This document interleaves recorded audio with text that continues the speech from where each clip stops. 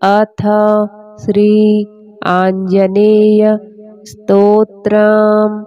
महेश्वर उवाच शृणुदेवि प्रवक्ष्यामि स्तोत्रं सर्वभयापहं सर्वकामप्रदं नृणां हनुमत् स्तोत्रमुत्तमं तप्तकाञ्चन संकाशं नानारत्नविभूषितम् उद्यद्बालार्कवदनं त्रिनेत्रं कुण्डलोज्ज्वलं मौञ्जीकौपीनसंयुक्तं हेमयज्ञोपवीतिनं पिङ्गलाक्षं महाकायं टङ्कशैलेन्द्रधारिणं शिखानिक्षिप्तवालाग्रं मेरुशैलाग्रसंस्थितं मूर्तित्रयात्मकं पीनं महावीरं महाहनुं हनुमन्तं वायुपुत्रं नमामि ब्रह्मचारिणं त्रिमूर्त्यात्मकमात्मस्थं जपाकुसुमसन्निभं नानाभूषणसंयुक्तम् आञ्जनेयं नमाम्यहं पञ्चाक्षरस्थितं देवं नीलनीरदसन्निभं पूजितं सर्वदेवैश्च राक्षसान्तं नमाम्यहम् अचलद्युतिसङ्काशं सर्वालङ्कारभूषितं षडक्षरस्थितं देवं नमामि कपिनायकं तप्तस्वर्णमयं देवं हरिद्राभं सुरार्चितं सुन्दरं शाब्जनयनं त्रिनेत्रं तं नमाम्यहम् अष्टाक्षराधिपं देवं हीरवर्णसमुज्ज्वलं नमामि जनतावन्द्यं लङ्काप्रासादभञ्जनम् अतसी पुष्पसङ्काशं दशवर्णात्मकं विभुं जटाधरं चतुर्बाहुं नमामि कपिनायकं द्वादशाक्षरमन्त्रस्य नायकं कुन्तधारिणम् अङ्कुशं च दधानं च कपिवीरं नमाम्यहं त्रयोदशाक्षरयुतं सीतादुःखनिवारिणं पीतवर्णलसत्कायं भजे सुग्रीवमन्त्रिणं मालामन्त्रात्मकं देवं चित्रवर्णं चतुर्भुजं पाशाङ्कुशाभयकरं धृतटङ्कं नमाम्यहं सुरासुरगणैः सर्वैः संस्तुतं प्रणमाम्यहम् एवं ध्यायेन्नरो नित्यं सर्वपापैः प्रमुच्यते प्राप्नोति चिन्तितं कार्यं शीघ्रमेव न संशयः। महेश्वर उवाच शृणुदेवि प्रवक्ष्यामि स्तोत्रं सर्वभयापहं सर्वकामप्रदं नृणां हनुमत् स्तोत्रमुत्तमं तप्तकाञ्चन संकाशं नानारत्नविभूषितम् उद्यद्बालार्कवदनं त्रिनेत्रं कुण्डलोज्ज्वलं मौञ्जीकौपीनसंयुक्तं हेमयज्ञोपवीतिनं पिङ्गलाक्षं महाकायं टङ्कशैलेन्द्रधारिणं शिखानिक्षिप्तवालाग्रं मेरुशैलाग्रसंस्थितं मूर्तित्रयात्मकं पीनं महावीरं महाहनुं हनुमन्तं वायुपुत्रं नमामि ब्रह्मचारिणं त्रिमूर्त्यात्मकमात्मस्थं जपाकुसुमसन्निभं नानाभूषणसंयुक्तम् आञ्जनेयं नमाम्यहं पञ्चाक्षरस्थितं देवं नीलनीरदसन्निभं पूजितं सर्वदेवैश्च राक्षसान्तं नमाम्यहम् अचलद्युतिसङ्काशं सर्वालङ्कारभूषितं षडक्षरस्थितं देवं नमामि कपिनायकं तप्तस्वर्णमयं देवं हरिद्राभं सुरार्चितं सुन्दरं शाब्जनयनं त्रिनेत्रं तं नमाम्यहम् अष्टाक्षराधिपं देवं हीरवर्णसमुज्ज्वलं नमामि जनतावन्द्यं लङ्काप्रासादभञ्जनम् अतसी पुष्पसङ्काशं दशवर्णात्मकं विभुं जटाधरं चतुर्बाहुं नमामि कपिनायकं द्वादशाक्षरमन्त्रस्य नायकं कुन्तधारिणम् अङ्कुशं च दधानं च कपिवीरं नमाम्यहं त्रयोदशाक्षरयुतं सीतादुःखनिवारिणं पीतवर्णलसत्कायं भजे सुग्रीवमन्त्रिणं मालामन्त्रात्मकं देवं चित्रवर्णं चतुर्भुजं पाशाङ्कुशाभयकरं धृतटङ्कं नमाम्यहं सुरासुरगणः सर्वैः संस्तुतं प्रणमाम्यहम् एवं ध्यायेन्नरो नित्यं सर्वपापैः प्रमुच्यते प्राप्नोति चिन्तितं कार्यं शीघ्रमेव न संशयः। महेश्वर उवाच शृणुदेवि प्रवक्ष्यामि स्तोत्रं सर्वभयापहं सर्वकामप्रदं नृणां हनुमत्स्तोत्रमुत्तमं तप्तकाञ्चनसङ्काशं नानारत्नविभूषितम् उद्यद्बालार्कवदनं त्रिनेत्रं कुण्डलोज्ज्वलं मौञ्जीकौपीनसंयुक्तं हेमयज्ञोपवीतिनं पिङ्गलाक्षं महाकायं टङ्कशैलेन्द्रधारिणं शिखानिक्षिप्तवालाग्रं मेरुशैलाग्रसंस्थितं मूर्तित्रयात्मकं पीनं महावीरं महाहनुं हनुमन्तं वायुपुत्रं नमामि ब्रह्मचारिणं त्रिमूर्त्यात्मकमात्मस्थं जपाकुसुमसन्निभं नानाभूषणसंयुक्तम् आञ्जनेयं नमाम्यहं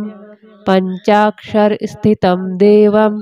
नीलनीरदसन्निभं पूजितं सर्वदेवैश्च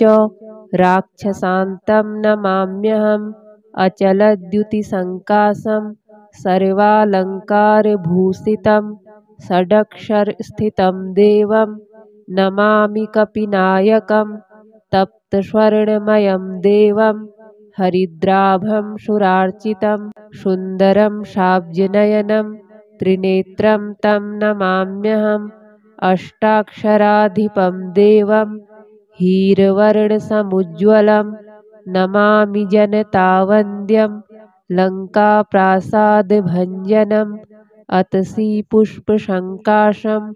दशवर्णात्मकं विभुं जटाधरं चतुर्बाहुं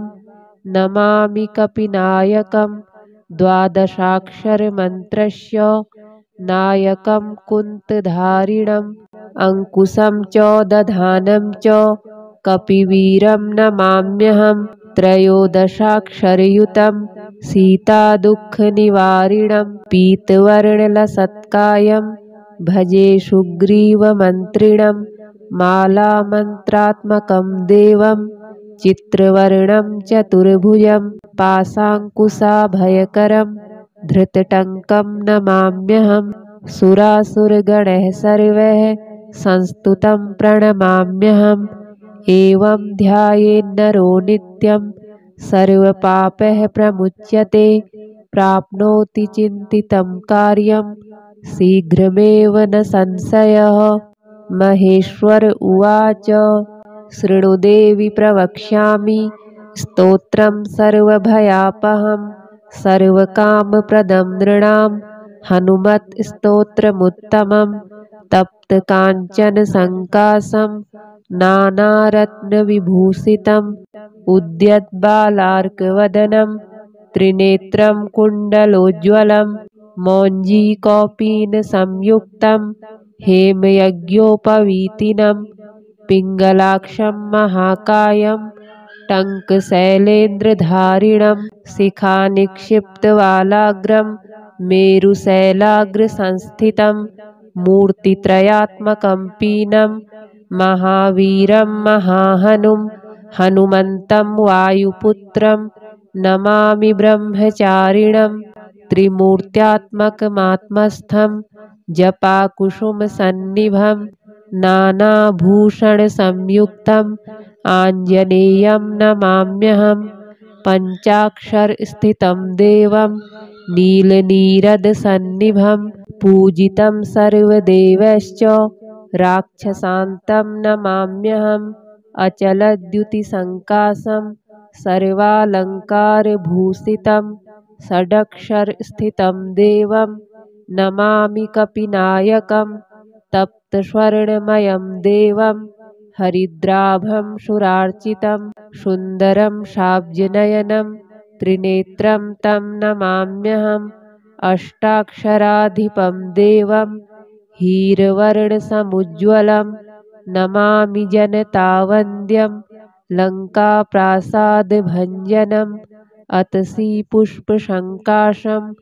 दशवर्णात्मकं विभुं जटाधरं चतुर्बाहुं नमामि कपिनायकं द्वादशाक्षरमन्त्रस्य नायकं कुन्तधारिणम् अङ्कुशं च दधानं च कपिवीरं नमाम्यहम् त्रयोदशाक्षरयुतं सीतादुःखनिवारिणं पीतवर्णलसत्कायं भजे सुग्रीवमन्त्रिणं मालामन्त्रात्मकं देवं चित्रवर्णं चतुर्भुजं पाशाङ्कुशाभयकरं धृतटङ्कं नमाम्यहम् सुरासुरगणैः सर्वैः संस्तुतं प्रणमाम्यहम् एवं ध्यायेन्नरो नित्यं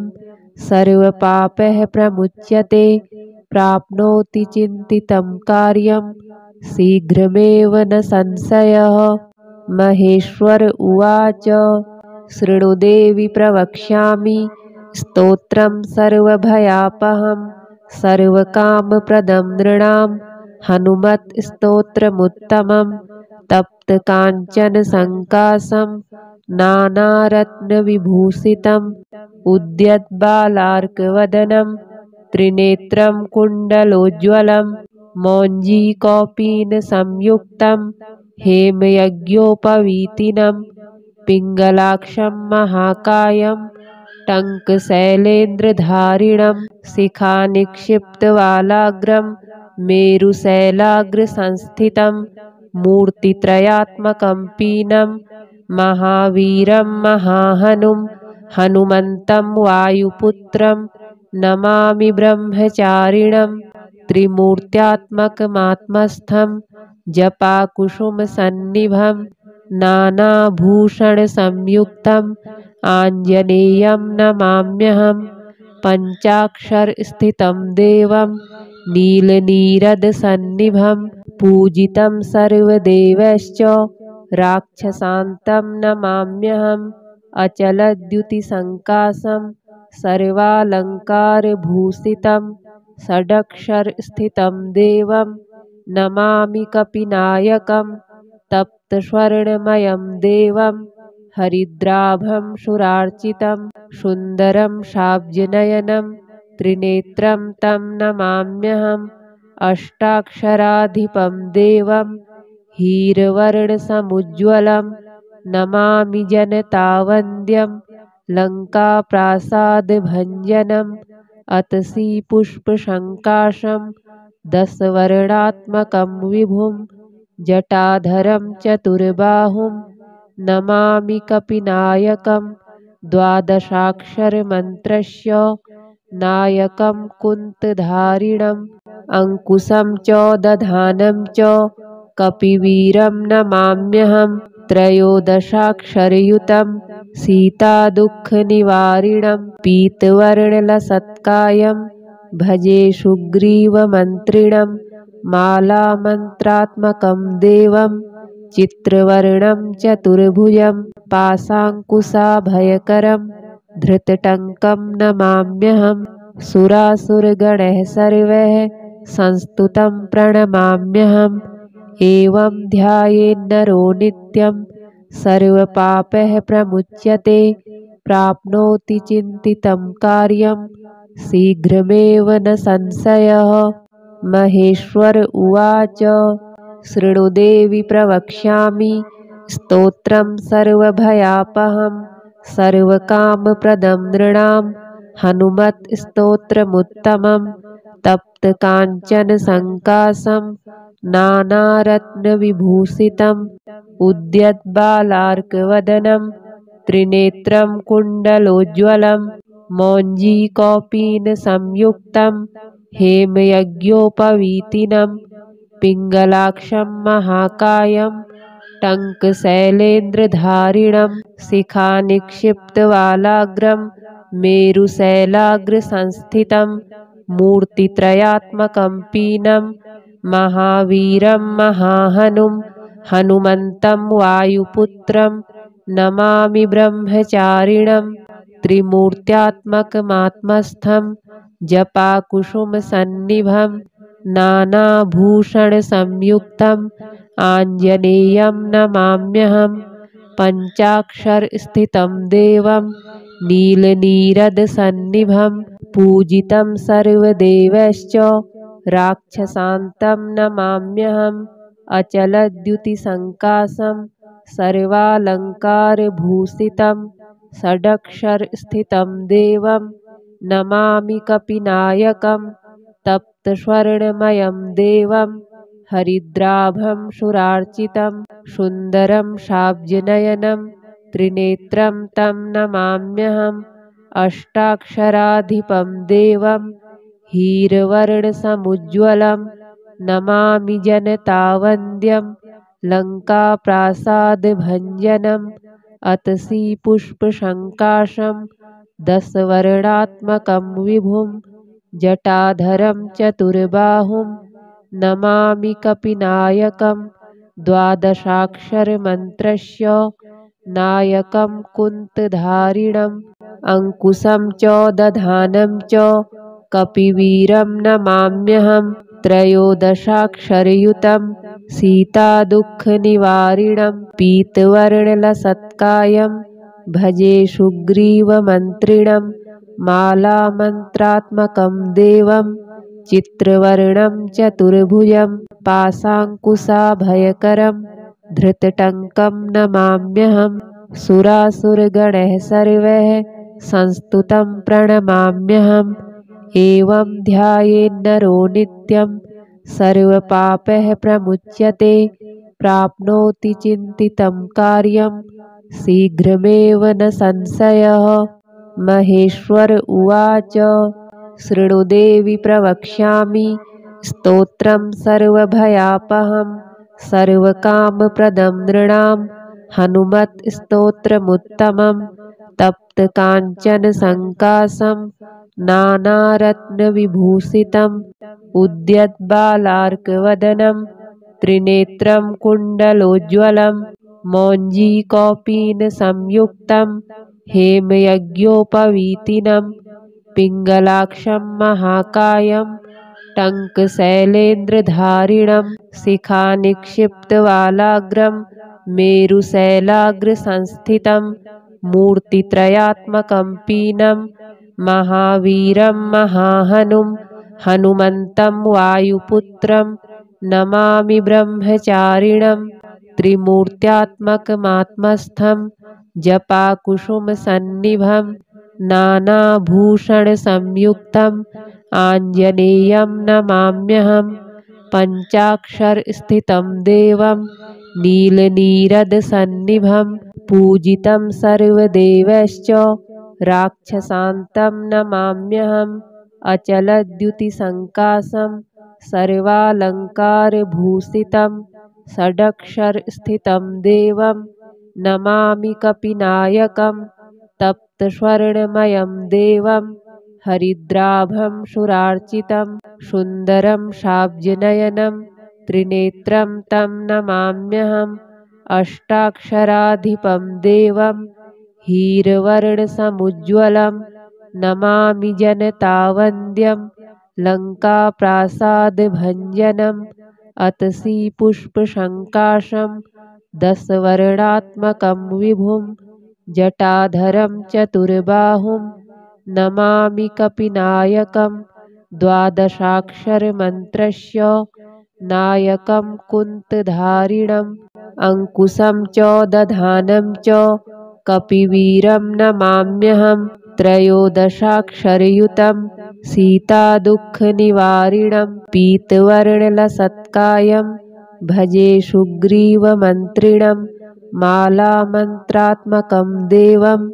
चित्रवर्णं चतुर्भुजं पाशाङ्कुशाभयकरं धृतटङ्कं नमाम्यहं सुरासुरगणः सर्वैः संस्तुतं प्रणमाम्यहम् एवं ध्यायेन्नरो नित्यं सर्वपापैः प्रमुच्यते प्राप्नोति चिन्तितं कार्यं शीघ्रमेव न संशयः। महेश्वर उवाच शृणु देवि प्रवक्ष्यामि स्तोत्रं सर्वभयापहं सर्वकामप्रदं नृणां हनुमत्स्तोत्रमुत्तमं तप्तकाञ्चनसङ्काशं नानारत्नविभूषितम् उद्यद्बालार्कवदनं त्रिनेत्रं कुण्डलोज्ज्वलं मौञ्जीकौपीनसंयुक्तं हेमयज्ञोपवीतिनं पिङ्गलाक्षं महाकायं टङ्कशैलेन्द्रधारिणं शिखानिक्षिप्तवालाग्रं मेरुशैलाग्रसंस्थितं मूर्तित्रयात्मकं पीनं महावीरं महाहनुं हनुमन्तं वायुपुत्रं नमामि ब्रह्मचारिणं त्रिमूर्त्यात्मकमात्मस्थं जपाकुसुमसन्निभं नानाभूषणसंयुक्तम् आञ्जनेयं नमाम्यहं पञ्चाक्षरस्थितं देवं नीलनीरदसन्निभं पूजितं सर्वदेवैश्च राक्षसान्तं नमाम्यहम् अचलद्युतिसङ्काशं सर्वालङ्कारभूषितं षडक्षरस्थितं देवं नमामि कपिनायकं तप्तस्वर्णमयं देवं हरिद्राभं सुरार्चितं सुन्दरं शाब्जनयनं त्रिनेत्रं तं नमाम्यहम् अष्टाक्षराधिपं देवं हीरवर्णसमुज्ज्वलं नमामि जनतावन्द्यं लङ्काप्रासादभञ्जनम् अतसी पुष्पसङ्काशं दशवर्णात्मकं विभुं जटाधरं चतुर्बाहुं नमामि कपिनायकं द्वादशाक्षरमन्त्रस्य नायकं कुन्तधारिणम् अङ्कुशं च दधानं च कपिवीरं नमाम्यहं त्रयोदशाक्षरयुतं सीतादुःखनिवारिणं पीतवर्णलसत्कायं भजे सुग्रीवमन्त्रिणं मालामन्त्रात्मकं देवं चित्रवर्णं चतुर्भुजं पाशाङ्कुशाभयकरं धृतटङ्कं नमाम्यहं सुरासुरगणः सर्वैः संस्तुतं प्रणमाम्यहम् एवं ध्यायेन्नरो नित्यं सर्वपापैः प्रमुच्यते प्राप्नोति चिन्तितं कार्यं शीघ्रमेव न संशयः। महेश्वर उवाच शृणु देवि प्रवक्ष्यामि स्तोत्रं सर्वभयापहं सर्वकामप्रदं नृणां हनुमत्स्तोत्रमुत्तमं तप्तकाञ्चनसङ्काशं नानारत्नविभूषितम् उद्यद्बालार्कवदनं त्रिनेत्रं कुण्डलोज्ज्वलं मौञ्जीकौपीनसंयुक्तं हेमयज्ञोपवीतिनं पिङ्गलाक्षं महाकायं टङ्कशैलेन्द्रधारिणं शिखानिक्षिप्तवालाग्रं मेरुशैलाग्रसंस्थितं मूर्तित्रयात्मकं पीनं महावीरं महाहनुं हनुमन्तं वायुपुत्रं नमामि ब्रह्मचारिणं त्रिमूर्त्यात्मकमात्मस्थं जपाकुसुमसन्निभं नानाभूषणसंयुक्तम् आञ्जनेयं नमाम्यहं पञ्चाक्षरस्थितं देवं नीलनीरदसन्निभं पूजितं सर्वदेवैश्च राक्षसान्तं नमाम्यहम् अचलद्युतिसङ्काशं सर्वालङ्कारभूषितं षडक्षरस्थितं देवं नमामि कपिनायकं तप्तस्वर्णमयं देवं हरिद्राभं सुरार्चितं सुन्दरं शाब्जनयनं त्रिनेत्रं तं नमाम्यहम् अष्टाक्षराधिपं देवं हीरवर्णसमुज्ज्वलं नमामि जनतावन्द्यं लङ्काप्रासादभञ्जनम् अतसी पुष्पसङ्काशं दशवर्णात्मकं विभुं जटाधरं चतुर्बाहुं नमामि कपिनायकं द्वादशाक्षरमन्त्रस्य नायकं कुन्तधारिणम् अङ्कुशं च दधानं च कपिवीरं नमाम्यहं त्रयोदशाक्षरयुतं सीतादुःखनिवारिणं पीतवर्णलसत्कायं भजे सुग्रीवमन्त्रिणं मालामन्त्रात्मकं देवं